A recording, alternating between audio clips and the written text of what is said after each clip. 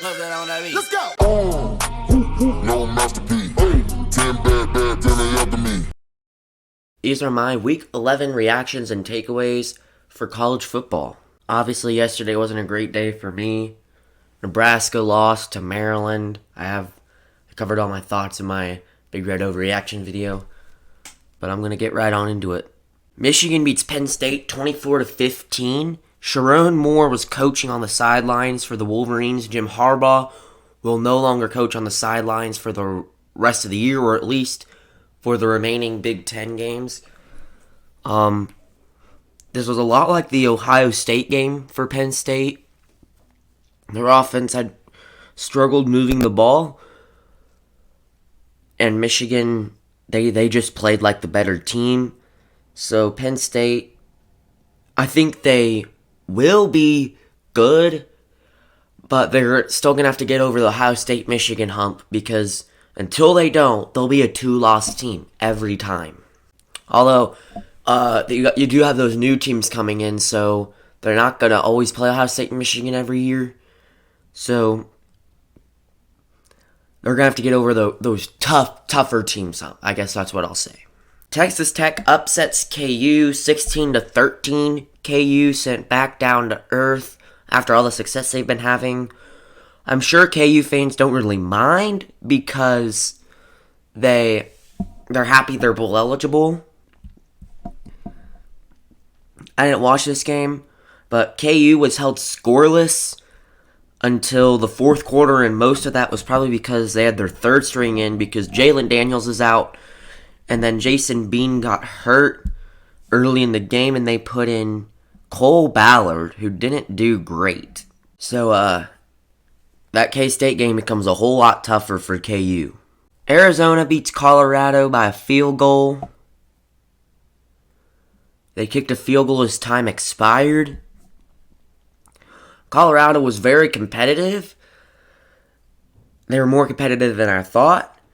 So now a bowl is probably not possible for Colorado because they have Washington State and Utah.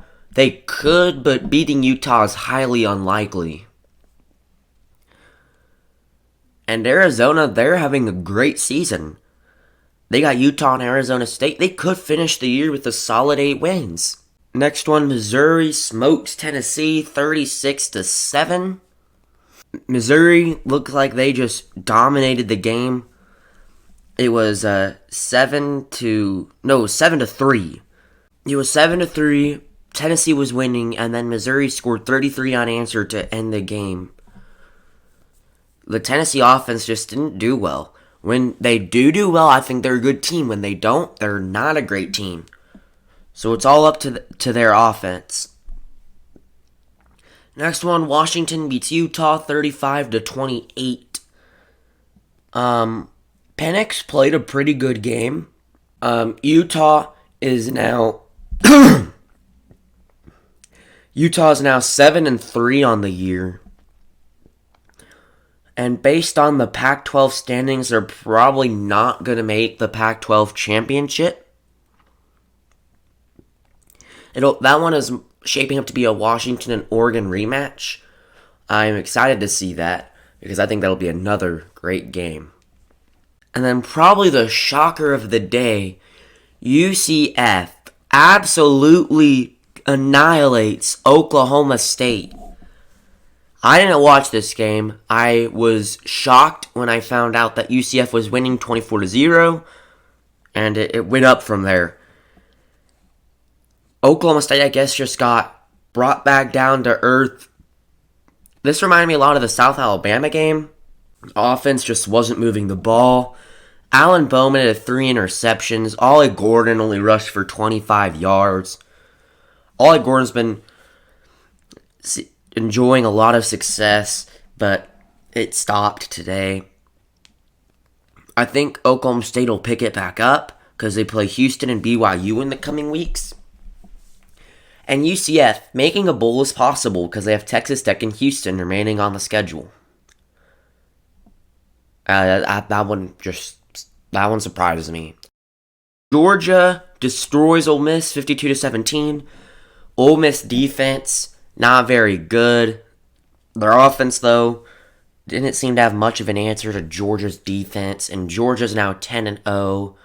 They have Tennessee and Georgia Tech remaining on the schedule. They will most likely be undefeated heading into the SEC championship against probably Alabama. Yeah, I think it'll be Alabama. So, Georgia versus Alabama. That'll be a very good game. I think whoever comes out on top will probably be... I don't know if they'd be the 1 seed or not. But whoever comes out on top would make the college football playoff. Whoever loses that game will probably not make the college football playoff. They'll probably be one of the first ones out. North Carolina beats Duke 47-45. This was a very good game. Came down to the wire. Duke is a good team. And they almost beat ranked North Carolina with their, I believe, third string quarterback. I'm not quite sure. He was one of their backups because Riley Leonard is out, and their backup played well.